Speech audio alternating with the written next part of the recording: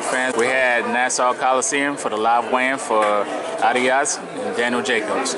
Right here we have Matchroom Boxing Zone. Eddie Hearn, how you doing, man? We're logoed up, we're ready to go. Good, good. You're behind the gloves, right? Yes. Where's Michelle? Not sure. I'm not saying you're an ugly guy, but she's a little bit more pleasing on the eye than you. Yeah, she's definitely better to look at. Well, don't be too hard on yourself. You recently signed Daniel Jacobs to a multi-fight deal in conjunction with HBO.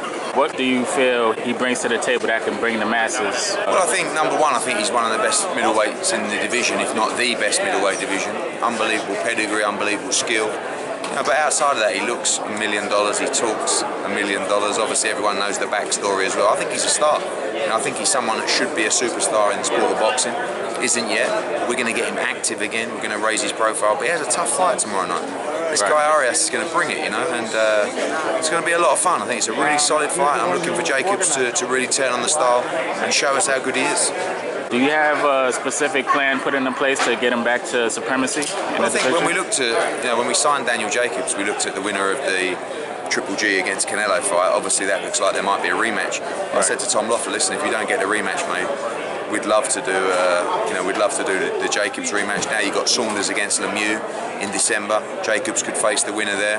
But really, the plan is just to keep him active. You know, keep him in love with the sport, keep his profile high. As far as I'm concerned, he's one of the most valuable assets at 160 pounds. So, you know, but again, all on tomorrow night. He needs to be switched on and sharp for Arias because he's a young undefeated lion who it's his opportunity live on HBO to become a star himself. So really want to start looking at the strategy come Sunday and get the job done on Saturday night.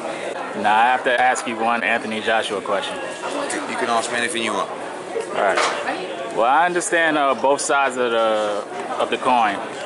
You would like to see Deontay fight Dillian Whyte to maximize exposure. He doesn't have to. He doesn't have to. It's just a suggestion. Like, Deontay Wilder's never really boxed anyone of any note. So Dillian Whyte is a real fight for him. So a lot of people want to see Deontay Wilder fight someone of substance. Right. But if he wants to go straight into the AJ fight without fighting anyone of substance, that's not a problem for us either. So it's up to him. It was just a nice, friendly gesture to give Deontay Wilder his biggest purse ever by double. Come over to England, have a nice cup of tea, you know, raise his profile, and then go on and fight Joshua after. You can't say that Dillian Whyte's irrelevant, he's this, he's that. He's number one in the WBC. Right. So he is relevant, and he will be mandatory soon. So he's going to have to fight him sooner or later. But it's not, you know, it was never, you have to beat Dillian Whyte to get to Anthony Joshua, no problem. If you don't want to fight Dillian Whyte, no problem. We just thought it was a good idea and a lot of money for you. But if you don't fancy the fight against Dillian Whyte, don't worry about it. We can talk about the Joshua fight instead. And if that fight falls through, do you have a contingency plan for Joshua to perhaps fight somebody? The fight's not made yet, so it can't fall through at the moment. But Joshua wants to win all the belts by the end of 2018. So if it's not Wilder next, it could be Parker next. And the plan is to pick up all those belts and become undisputed heavyweight champion of the world. If the fight with Wilder can be for the undisputed world heavyweight championship, even better. Sure. I don't think the Wilder fight will happen next. If we box in March. But maybe we wait till the summer and do it next. So the conversation's opened. It was positive from both sides, and we'll see what happens. Hey fight fans, it's Michelle Joy Phelps, and if you haven't already subscribed to my YouTube channel, make sure you go ahead and do so by clicking right here.